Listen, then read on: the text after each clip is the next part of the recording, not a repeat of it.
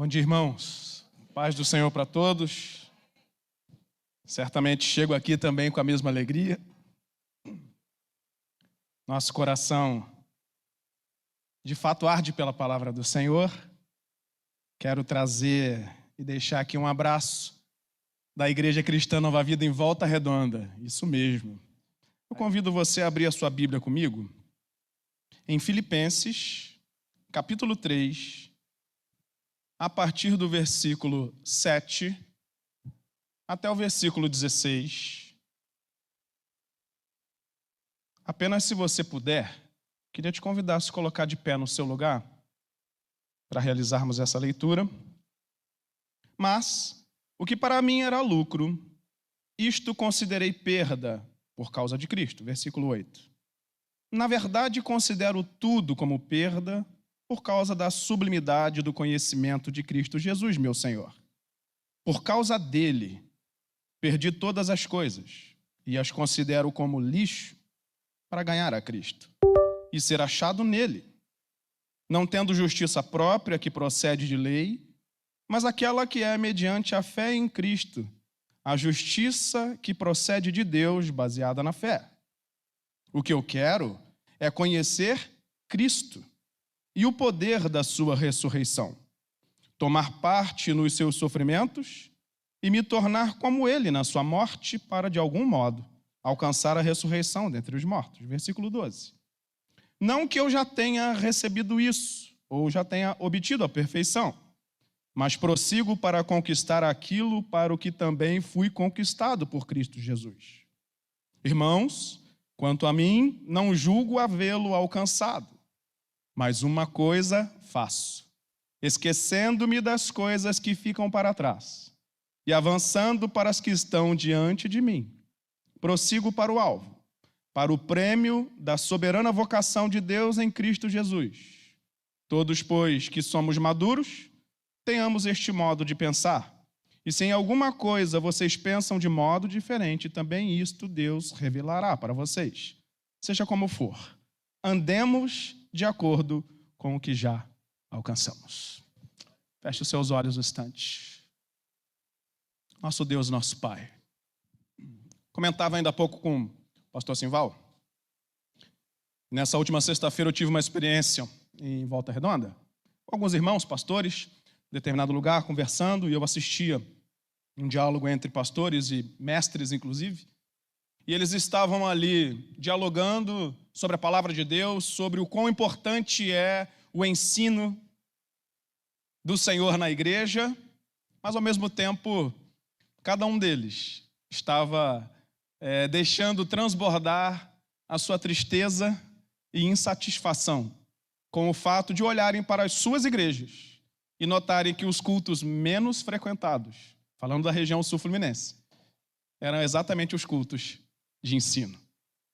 Tal qual um dos pastores disse assim: na minha igreja eu preciso fazer igual o pai faz com o filho que não gosta de comer alguma coisa. Ele pega a beterraba, bate no feijão para que o filho possa receber os nutrientes, talvez, daquele alimento, já que se ele disser, coma isto, ele vai dizer, isso não me agrada tanto. E eles então deixavam transbordar a tristeza, porque cada um deles entendia o valor precioso que a palavra de Deus tem em meio à igreja. E enquanto eu os ouvia, de fato, pensava a respeito do que é a Igreja Cristã de Nova Vida.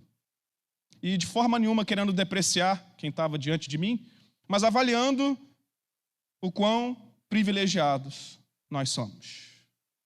Na minha igreja também é assim. Eu falo que vai ter ensino, o pessoal faz assim, ó. Esfrega as mãos dizendo, que maravilha, nós vamos para estudar a palavra de Deus. Certamente, eu também creio que transborda do meu coração a alegria que tenho diante da palavra do Senhor.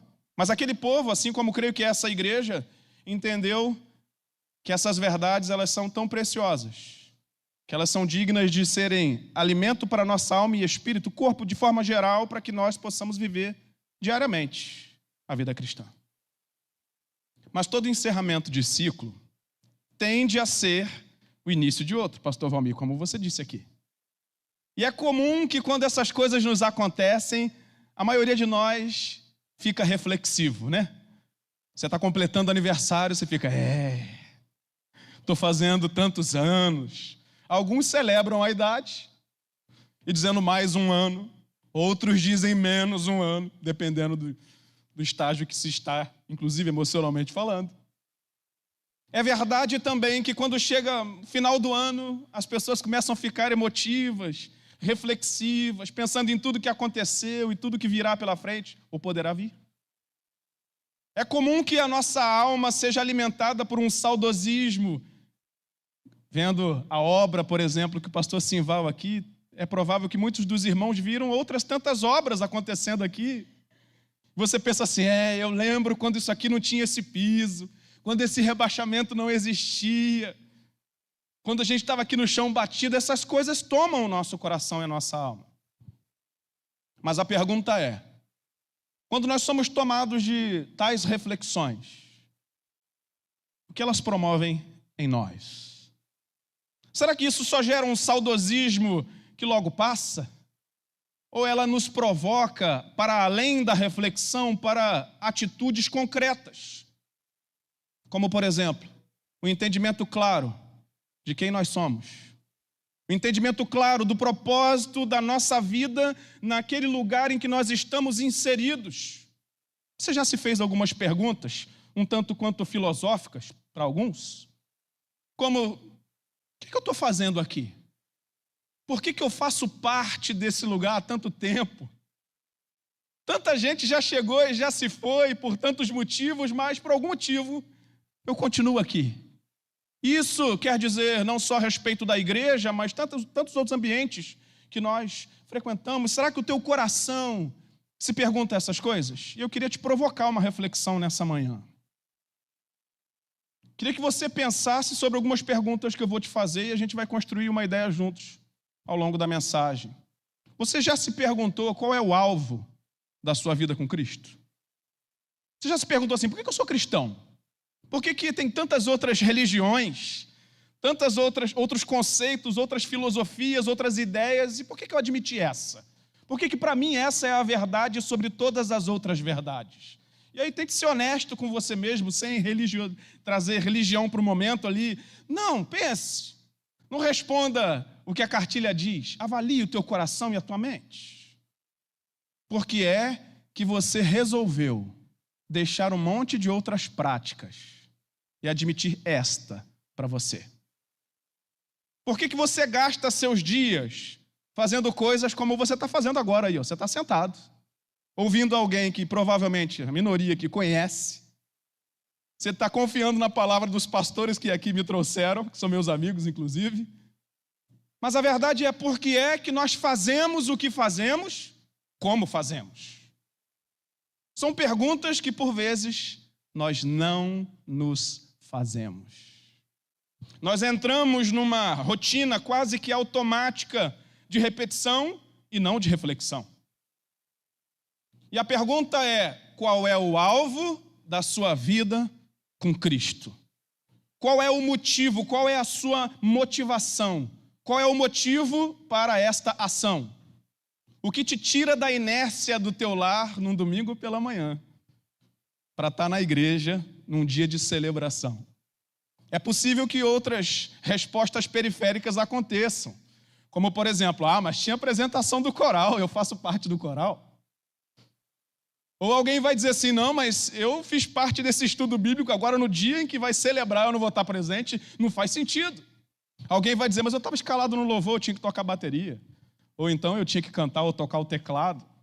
Outro vai dizer, mas eu sou introdutor na casa do Senhor, meu nomezinho estava lá na escala, eu precisava estar lá presente. A pergunta é, qual é o motivo real que te tira dos seus afazeres comuns, da tua família, de tantas outras coisas, e que te move para um lugar do ajuntamento solene da igreja para adorar o Senhor? Que de fato nos move na nossa vida, mais do que isso. O que você espera ganhar com isso que você está fazendo? Normalmente, a nossa sociedade está movida por aquilo que eu posso ganhar. Sim ou não? Você chega diante de alguém e propõe alguma coisa, normalmente a pessoa pergunta ao final algo do tipo: tá, mas o que eu ganho com isso? Qual é a recompensa no final? Tá, mas quanto vai ser o din-din? Quanto vão me pagar por esse negócio? Tem lanche? Vai ter sorteio de livro? Tem presente? É uma brincadeira aqui com os irmãos, claro. Amados, nós por vezes somos movidos por coisas que, embora boas, são secundárias. E muitas vezes, embora secundárias, ocupam o lugar na primeira prateleira da nossa vida. O que é que você espera receber no final da jornada cristã? Qual é o alvo e o propósito da tua vida nessa jornada que você tem trilhado na presença de Deus, na companhia de tantos outros irmãos e irmãs? Sem dúvida alguma. Essas respostas são essenciais para a nossa jornada de fé e de vida como um todo. A maioria de nós, pastor Simval, você é melhor do que eu sabe disso, foge dessas respostas e, quiçá, desses questionamentos. A gente não quer se perguntar algumas coisas porque talvez as respostas nos soem um tanto quanto incômodas. Quando a realidade do nosso coração, ela traduz algo diferente do que a nossa mente gostaria. Porque eu gostaria de responder: eu vou para a glória de Deus. Eu vou lá para adorar o Senhor. Eu quero ser salvo. Eu quero só a Jerusalém celestial. É isso que minha mente quer responder.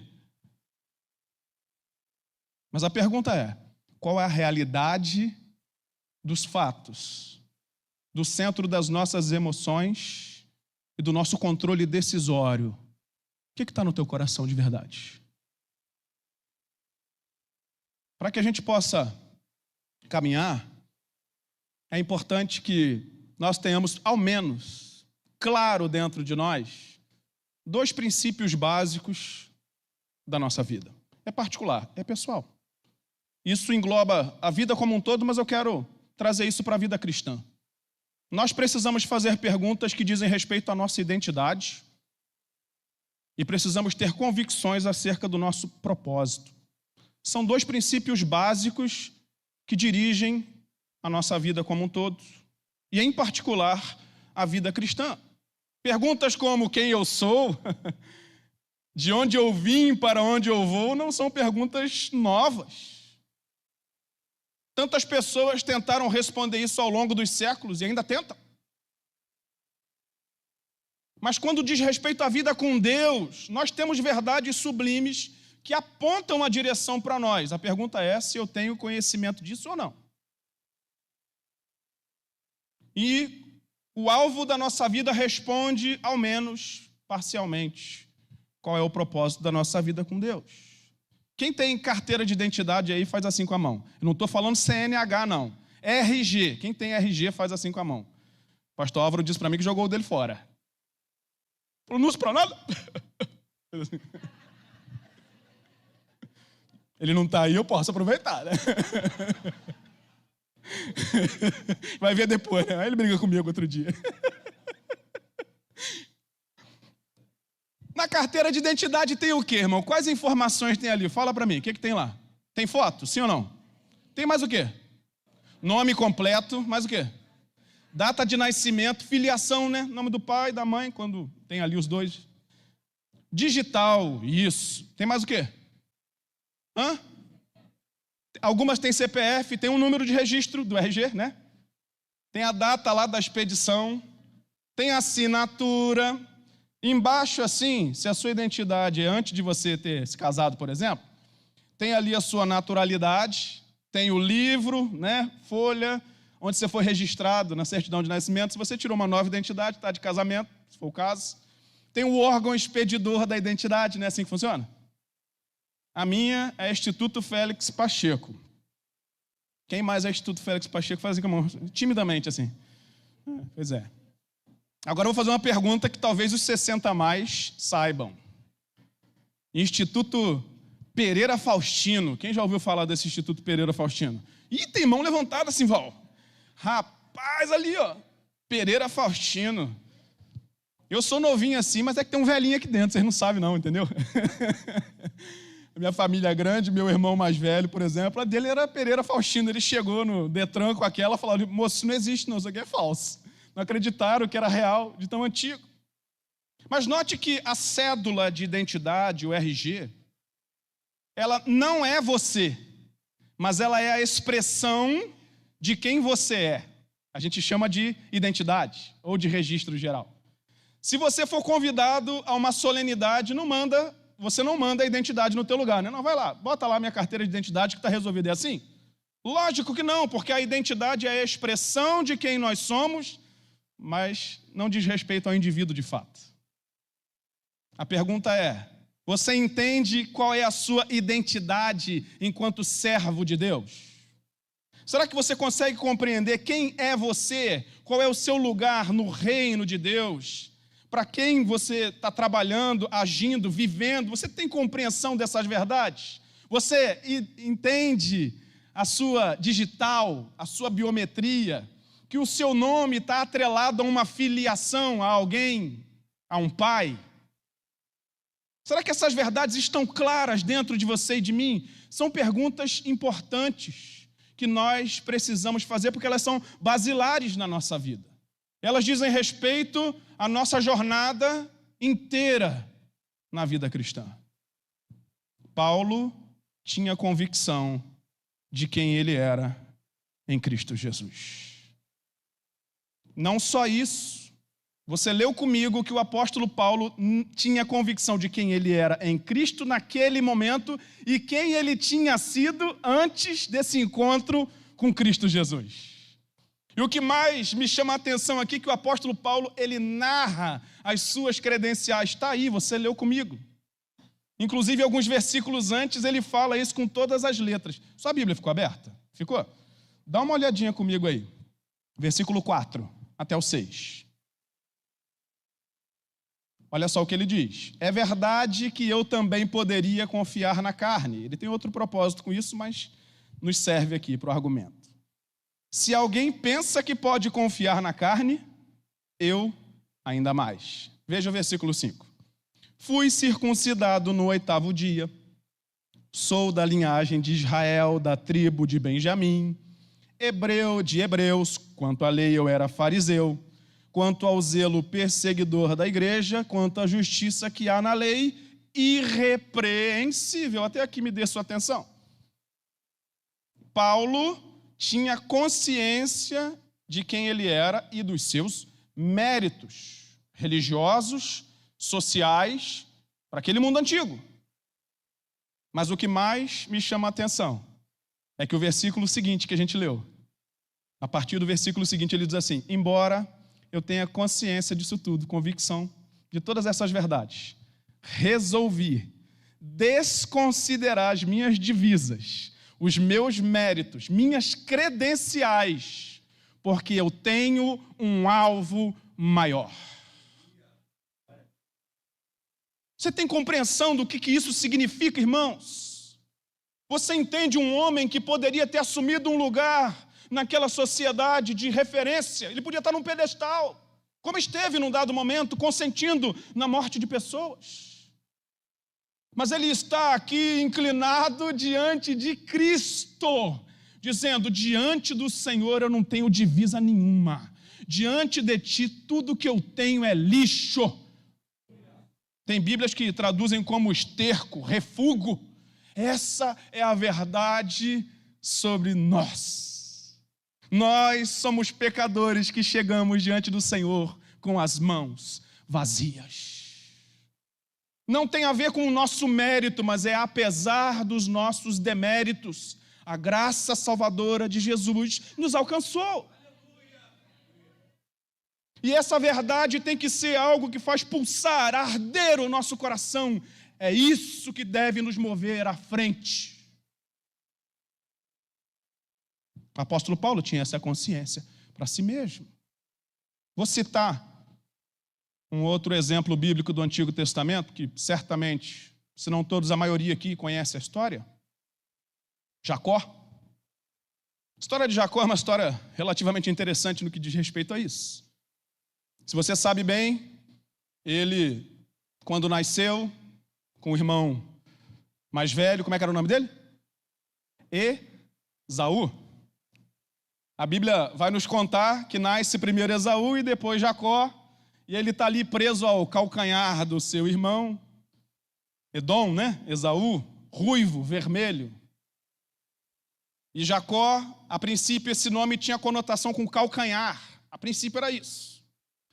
Mas a vida se encarregou de dar um outro entendimento. Jacó ficou conhecido como o quê, irmãos? Fala aí para mim. 171 falaram aqui na frente. Não vou dizer que foi o pastor Simval de jeito nenhum. Enganador, suplantador.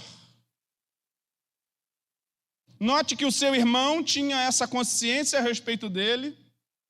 Os seus pais tinham essa consciência a respeito dele e ele admitiu essa identidade, ou esse rótulo a seu respeito.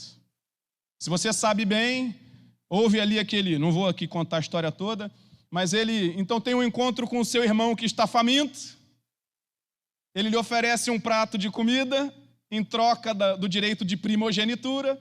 O irmão naquele momento, brucutu, ele truculento, topa, sem avaliar certamente as consequências daquilo. Talvez ele nem deu tanto crédito àquela verdade.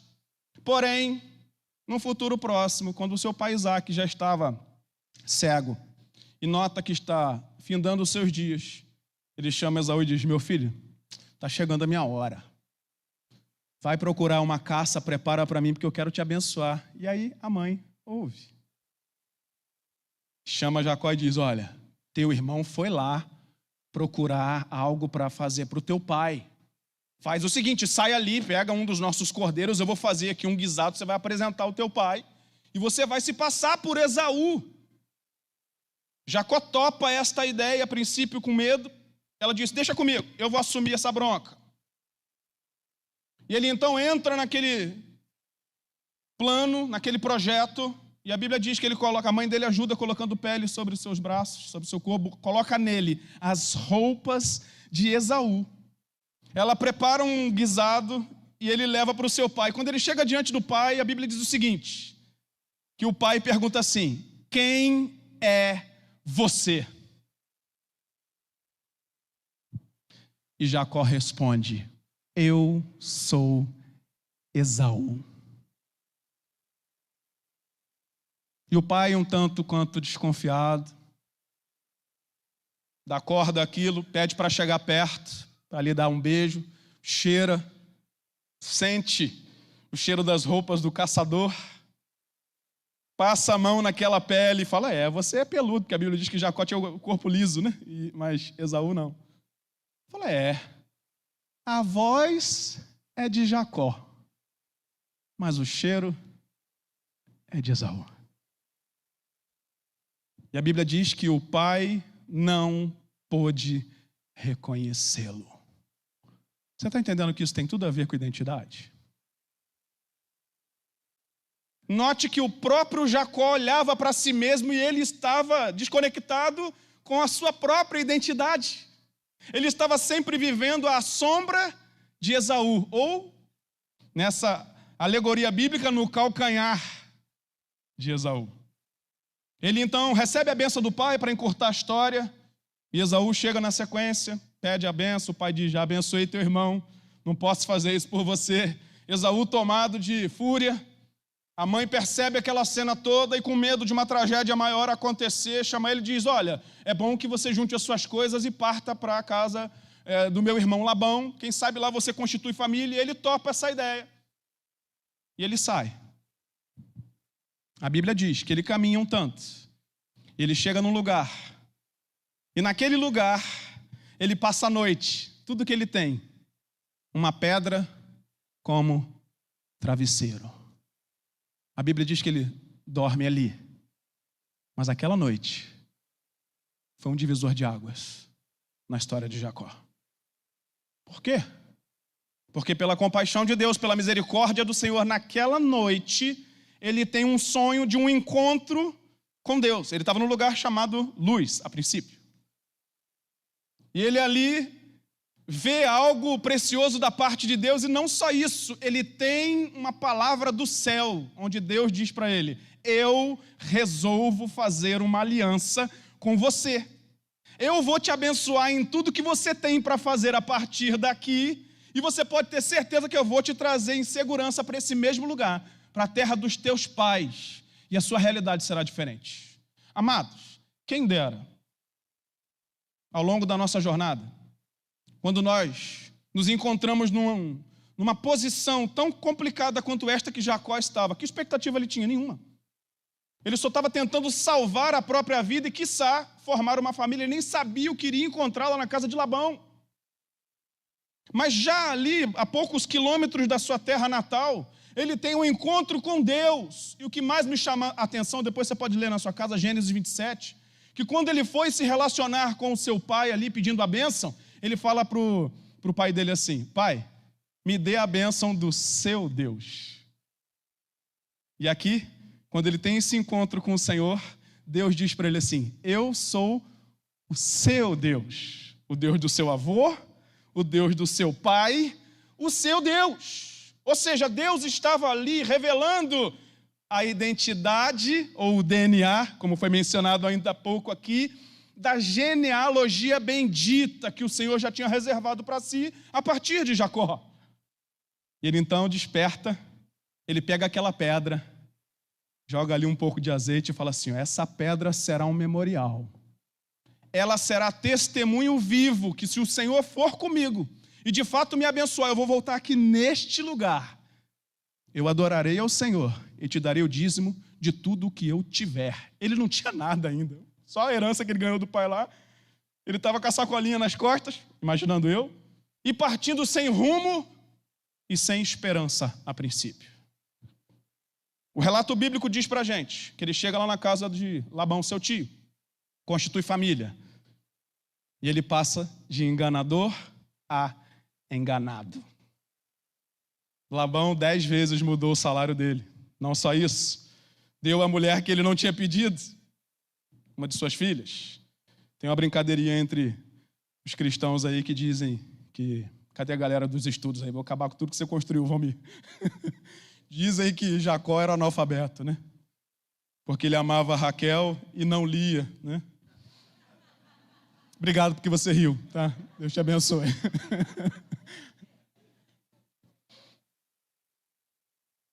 Mas a verdade é que aquele homem, pouco tempo atrás, Jacó teria reagido diferente. Irmãos, nós tendemos a agir bem, mas muitas vezes reagimos mal.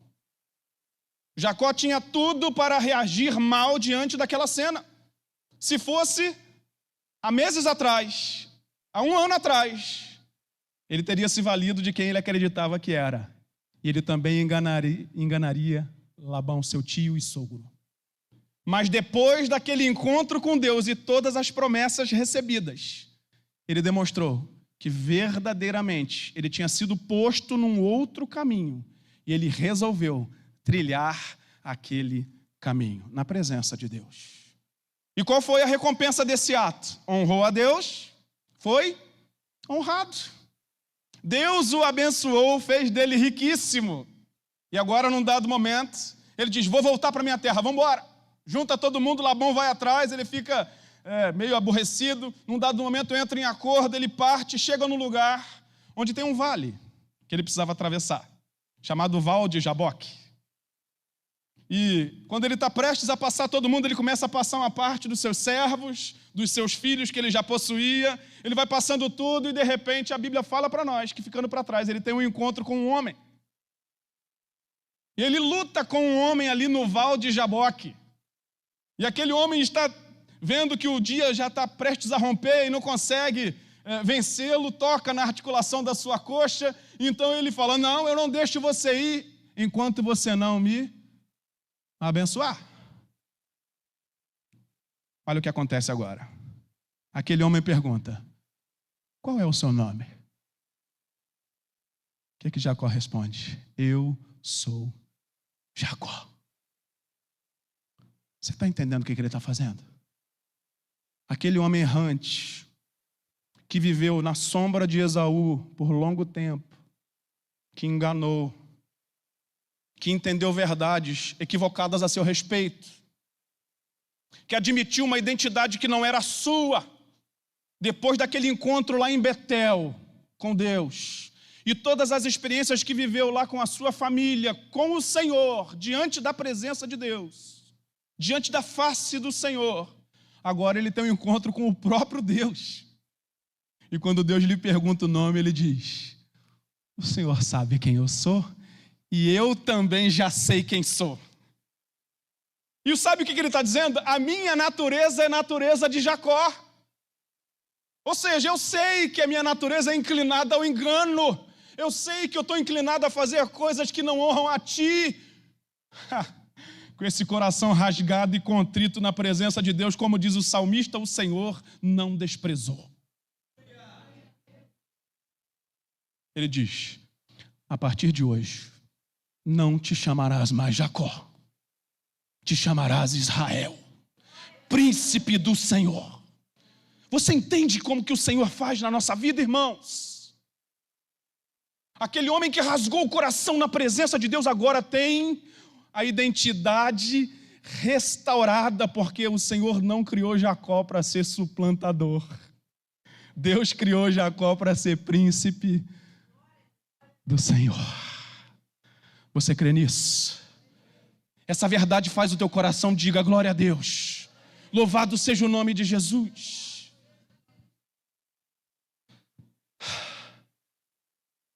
Note que quando Jacó tomou consciência plena da sua indignidade, rasgou o coração na presença de Deus, foi a virada de chave na vida dele.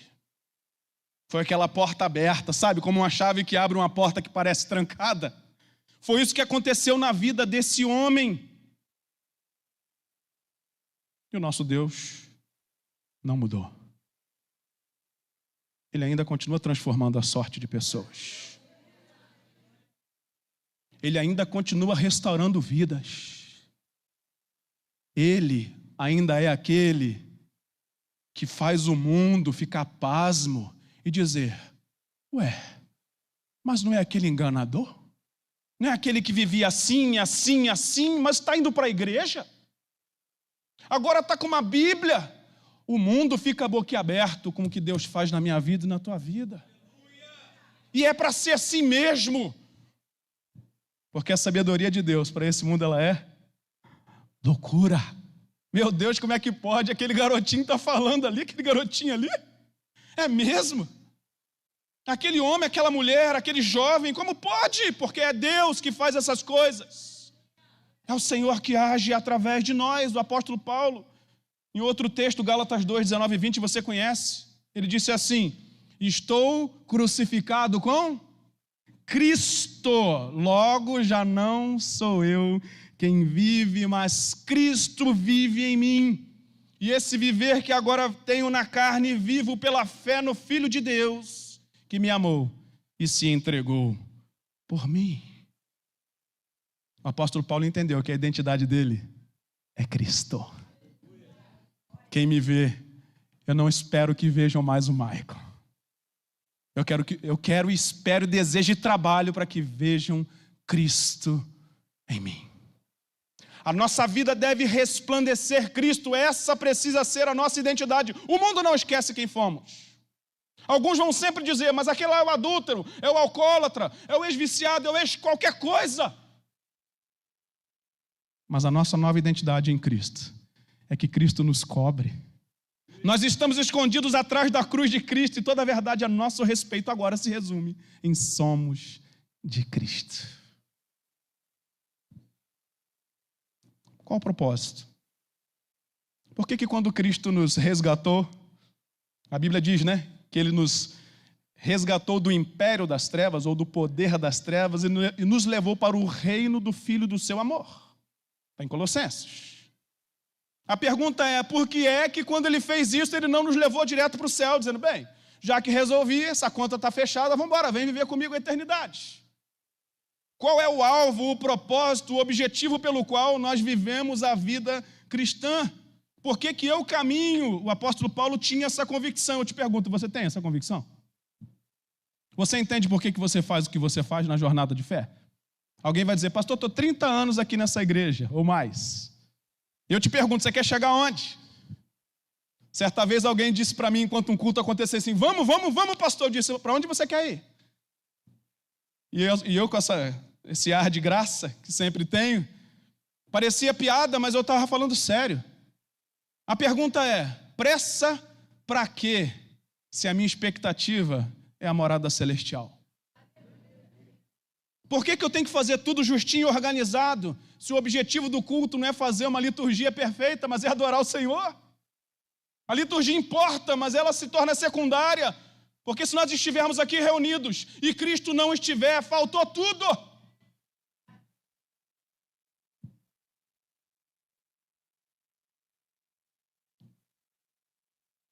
Cristo nos libertou do poder do império das trevas e Ele nos reposicionou.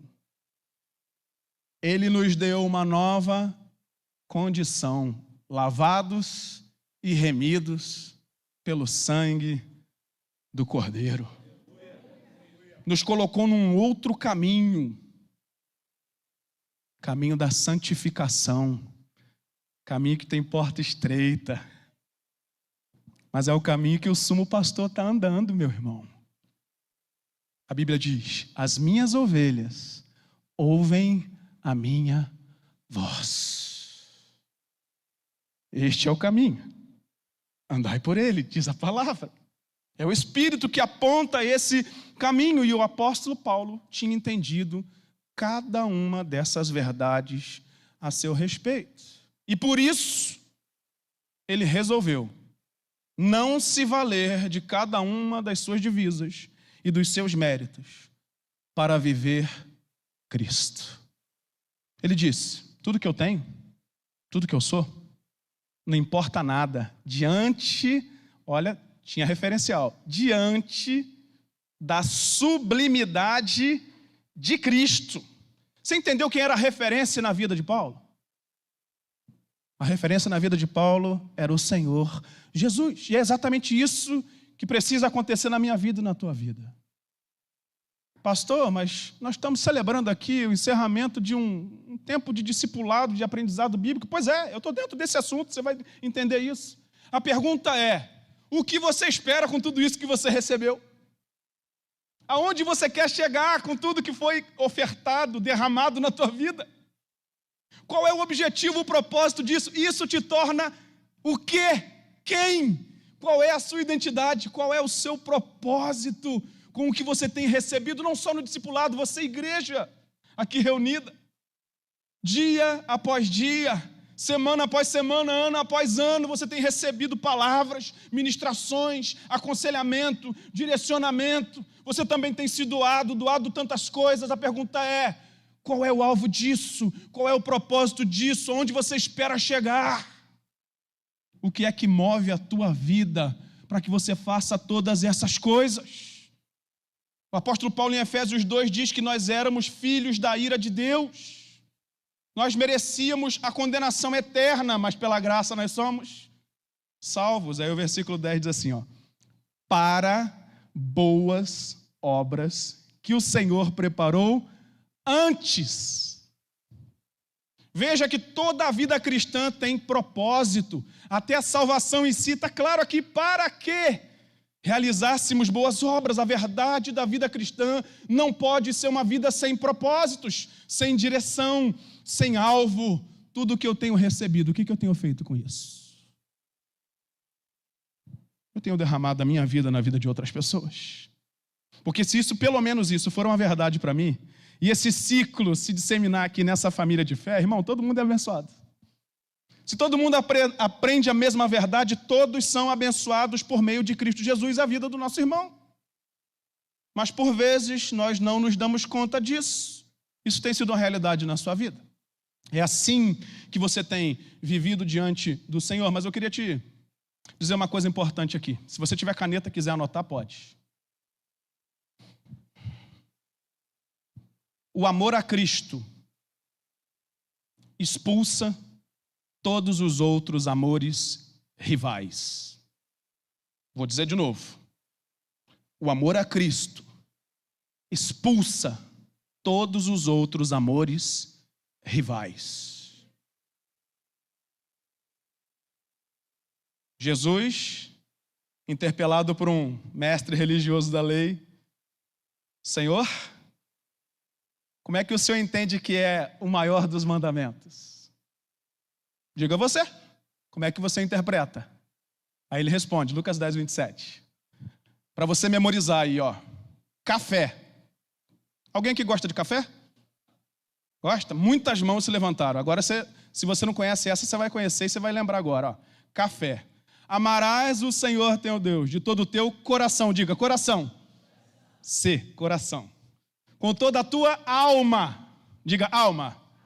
A. Com todas as suas forças. Diga, força. F. E de todo o teu entendimento. Diga, entendimento. Café. Coração, alma, força e entendimento. Lucas 10, 27. Você não vai esquecer mais, né? Entendeu esse princípio? O que é que sobrou para que o nosso amor não seja dedicado a Deus? Coração, alma, força e entendimento. O que é que sobrou? Em resumo, a totalidade do nosso ser precisa ser derramada e entregue com um amor primordial, primário, a Cristo Jesus. E o amor a Cristo Jesus expulsa todos os outros amores rivais. Sabe por quê, irmãos, isso importa? Porque não é o que a gente mais sabe que muda a nossa vida. Ficou em silêncio? Pois é. Não se resume no saber aquilo que muda a nossa vida prática, Sadraque. Alguém vai dizer assim, eu conheço um médico, pastor, cardiologista que fuma. É mesmo? Conhece? Alguém conhece? Eu conheço. Pastor, eu conheço alguém que é assim, assim, assim, dessa profissão, mas que ela não pratica na vida dela o que ela ensina para os outros. Conhece alguém assim? Conhece? Eu falei profissão, mas podia ter N exemplos aqui, eu estou poupando, viu? E te poupando também. E a mim. Irmãos, não é o quanto nós sabemos que muda a nossa trajetória. Eu vou te explicar por quê. Jesus está diante de um mestre da lei e que sabia a verdade de Deus. E ele teve uma série de encontros assim. Lembra do jovem rico? Ele diz, todas essas coisas eu tenho observado desde a minha mais tenra idade. O que Jesus disse? Ok, vá, venda os teus bens, dá aos pobres, vem e me segue. E ele, conhecedor, porque foi a sabedoria que mudou a vida dele, ele disse, isso mesmo, vou fazer isso e vou andar contigo. Não foi isso que aconteceu? Não. A Bíblia diz que, entristecido, ele se foi. E os discípulos, vendo aquilo, ficaram estarrecidos diante daquela cena e falaram, mestre, que é isso? O que está acontecendo? Ele diz, pois é, dificilmente nós veremos um rico entrar no reino dos céus. Está dentro do contexto ali. Porque Jesus não estava falando sobre aquilo que a gente mais sabe, mas sobre aquilo que a gente mais ama. Porque é aquilo que a gente mais ama que muda a nossa vida. Porque aquilo que a gente mais ama é o que governa a nossa vida. Nós somos governados por aquilo que mais amamos, não por aquilo que mais sabemos. Então você que se formou, que está feliz nessa manhã, deixa eu te dizer, esse ensinamento pode ser muito valioso na sua vida, se ele te ajudar a amar mais a Jesus. Se ele abrir o teu coração para verdades experienciais que você nunca antes teve com ele. Jonathan Edwards, um homem de Deus do passado, dizia, o cristão precisa ter luz na mente e fogo no coração. Que seja esse um alvo na tua vida, meu irmão e minha irmã. Que o saber abra, sim, a iluminação da tua mente, mas que o teu coração esteja pronto para a ministração do Espírito Santo de Deus. Porque é assim que nós somos transformados. Lucas 14, se você não quiser abrir, não tem problema. Versículo 25 a 27 diz assim, apenas ouça. Grandes multidões acompanhavam Jesus. E ele, voltando-se, lhes disse, se alguém vem a mim e não me ama mais do que ao seu pai, a sua mãe, sua mulher, os seus filhos, os seus irmãos, as suas irmãs e até a sua própria vida, não pode ser meu discípulo. E quem não tomar a sua cruz e vier após mim, não pode ser meu discípulo. Você entendeu as conexões de ideias que Jesus está fazendo aqui? Ele colocou coisas que a gente deve amar, ou não? Pai, mãe, a família, amigos, a si mesmo. Ele não está excluindo esses amores de forma nenhuma. Ele está colocando cada coisa no seu devido lugar. Você está entendendo? Ele está organizando a nossa vida para dizer assim, não importa o quanto você ama as outras coisas, você precisa me amar mais para ser meu discípulo. E aí você se pergunta, por que isso, pastor? Qual é o propósito, qual é o objetivo dessa fala de Jesus? Porque ele está nos dizendo assim, aquilo que você ama mais é o que é Senhor na tua vida. E se você já tem outro Senhor que não sou eu não posso dirigir você. Para que Cristo seja Senhor na nossa vida, nós precisamos aprender o princípio que eu citei para você ainda há pouco. O amor a Deus tem que ser primário sobre todas as coisas, porque o amor a Cristo expulsa todos os outros amores rivais. Porque o que eu mais amo é aquilo que me governa, é Senhor sobre a minha vida. Hebreus 4:12 diz, porque a palavra de Deus é viva e eficaz, e mais cortante do que qualquer espada de 2 gumes, e penetra até o ponto de dividir alma e espírito, juntas e medulas, e é apta para julgar os pensamentos e propósitos do coração. Muitos têm contato com a palavra. Muitos se sentem até tocados pela palavra, em alguma medida, nas emoções, talvez. Quando ela vem de encontro a alguma coisa muito particular nossa, aquilo mexe com a gente. A pergunta é, a palavra tem te ferido? Porque se ela é espada de 2 gumes, com 2 fios, ela entra como que cortando e sai cortando também. Há quem diga que isso significa não 2 gumes apenas, mas 2 bocas, 2 falas de Deus, que é aquela palavra geral do Senhor que é dada, que é o Logos de Deus que vem para todos, mas ela precisa virar o rema de Deus. O que é isso, pastor?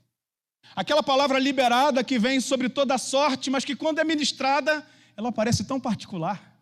Parece que não tem mais ninguém na igreja que está só falando comigo. Quem já sentiu assim na vida? Que é o Espírito Santo aplicando aquelas verdades em nós, porque se for um belíssimo discurso, será só um belíssimo discurso vazio de vida. Mas a palavra que vem do Senhor, ela não volta para Ele vazia, sem antes cumprir aquilo que lhe apraz. Nós precisamos ser feridos pela palavra de Deus. E ser ferido pela palavra de Deus, às vezes, sai com raiva de quem pregou. Por que você está falando isso, pastor? Eu estava tão confortável aqui, eu estava tão feliz, isso estava tão agradável para mim. Pois é. Mas a palavra de Deus, ela vem para nós para transformar a nossa mentalidade, para tocar nas nossas emoções e para mexer com as nossas vontades. Porque o Senhor não quer apenas que sejamos pessoas conscientes da verdade, mas praticantes dela. Ela precisa nos envolver de tal maneira que a nossa vida se resume em Cristo Jesus. Reflita sobre isso. O que tem governado a sua vida? Eu vou encerrar com um relato histórico de um homem chamado Adoniran Judson, um missionário americano que viveu 1800 e pouco, E ele foi o primeiro batista enviado para um local chamado antigamente como Birmânia, e hoje é Mianmar. Não sei se você conhece, depois você dá um Google lá e vê onde é que fica. Ele, com 20 e poucos anos, foi chamado para ir para esse lugar, cheio da religião budista. E ele tinha o desafio. Qual era o desafio dele? Tinha um império ali. E aquele império na Birmânia punia com pena de morte quem decidisse abandonar a religião oficial, que era o budismo. E ele disse, eu vou. Casou-se na Índia, que ele foi com a sua noiva, e então foi enviado para lá, e no meio do caminho, pastor Simval e Valmir disseram para ele, desiste desse negócio, rapaz. Não vai dar certo, você tinha tudo para ficar lá nos Estados Unidos e viver a tua vida comum, o que você vai fazer lá? Ele disse, não, eu vou, porque eu entendi que o Senhor me chamou para viver isso. E ele vai. E ele, com mais ou menos um ano naquele local, teve o primeiro convertido e batizado. Ele ficou feliz, falou, nossa, olha aí, me disseram para desistir do trabalho aqui, vai prosperar, vai frutificar, Deus está comigo, que maravilha. Ele não falava o birmanês. Ele ficou cerca de 3 anos inteiro estudando. Logo no primeiro ano ele aprendeu as primeiras palavras e disse, agora eu preciso traduzir alguma coisa da Bíblia para o birmanês que não existia, era um dialeto comum lá. Muita influência da China, fica próximo. Então ele começa a traduzir, começa a tentar pregar, e ele tinha 15 pessoas, 12 pessoas, e ele começou a ficar feliz, ó, o trabalho está avançando. E um dia ele falou assim, agora que eu já sei escrever alguma coisa, eu vou produzir uns panfletos. Quem já evangelizou com panfleto aqui, faz assim com a mão para eu ver. Glória a Deus. E ele pegou um papelzinho de pão, sabe papelzinho de pão, aquele pardo? Ele cortou tudo bonitinho, e ele começou a escrever ali versículos bíblicos variados, e ele pintava ali o nome Jesus, e ele conseguiu sair para distribuir sem que a polícia local o prendesse. E então, passou o primeiro ano, tá vendo meu sorriso? Ficou amarelo dele. Até aqueles 15 que frequentavam, não eram assíduos, saíam dali, iam para os bares, bordéis e outros lugares, mostrando que a vida não tinha sido transformada. E ele foi ficando chateado com aquilo tudo, se perguntando se ele era o motivo daquele trabalho não ir adiante. E então ele começa a distribuir folhetos e mais folhetos e sem resultado aparente nenhum. E aí, um belo dia, ele consegue, muito mais do que a sua bicicleta que ele possuía, uma passagem de ônibus para o norte do país. Porque ele ouviu dizer que lá, no norte do país, tinha um grupo reunido em o nome de Jesus, que passavam de 10 pessoas. Ele disse, não é possível. 12 anos, tá? Esqueci de dizer. 12 anos no trabalho. Só tinha uma pessoa com ele. Ele, a esposa, os filhos e uma pessoa que era do local. Ele, não é possível, tem alguma coisa errada. Tem um grupo lá no norte do país, eu vou lá conhecer esse grupo. E ele vai, ele viaja para lá, pastor Simval. E ele chega lá e entra logo na casa, onde tem um ancião sentado, e ele chega perto dele, muito mal falando ainda o dialeto, né, local, e ele se comunica com ele e pergunta, como que vocês tiveram acesso à palavra de Deus? Quem é o pastor de vocês? Aí ele riu e disse assim, nós não temos pastor não. Na hora, ele disse que a casa dentro dele se ruiu todinha. Ele falou, peraí, eu ralando do jeito que estava, o negócio deu errado. Eles estão aqui sem pastor. O problema sou eu, vou embora. Vou abandonar o campo missionário, vou viver minha vida. Disse, mas como é que vocês tiveram acesso à mensagem do Evangelho? Como é que vocês foram transformados? Quem foi que pregou para vocês? Ele disse assim, espera só um pouquinho, que a gente aqui não tem Bíblia não. Na verdade, nós só temos uma pequena página da Bíblia que eu vou ali pegar para você. Ele vai lá dentro, no local, volta com um livro, coloca o livro assim, abre e tira um papelzinho de pão e levanta. E a dona Irã Judson, tomado de emoção, diz, quem deu isso para você? Ele disse, não sei, parece que foi o vento que trouxe. Chegou aqui, eu fui o primeiro a receber. E a minha vida foi transformada com essa palavra aqui, ó. depois Deus foi transformando um por um aí, ó, todo mundo aí. Ele disse assim, me dá a mão, porque então sou eu que sou o seu pastor, porque fui eu que fiz esse panfleto. 12 anos atrás, eu lancei uma semente. Eu achei que ela não estava frutificando nada. Mas o Espírito Santo, que é livre, que sopra onde quer, soprou aqui e salvou essas vidas. Não nos cansemos de fazer o bem, porque a seu tempo ceifaremos, diz a palavra, se nós não desfalecermos. 1 Coríntios fala para nós que o nosso trabalho no Senhor não é vão. Queridos, que você seja ferido pela palavra de Deus nessa manhã. Que essa verdade encontre espaço, morada, no teu coração, na tua mente, na tua vontade, na tua vida prática, para que Deus seja glorificado. Como disse João Batista, que Ele cresça e que eu diminua. Vamos orar. Nosso Deus e nosso Pai.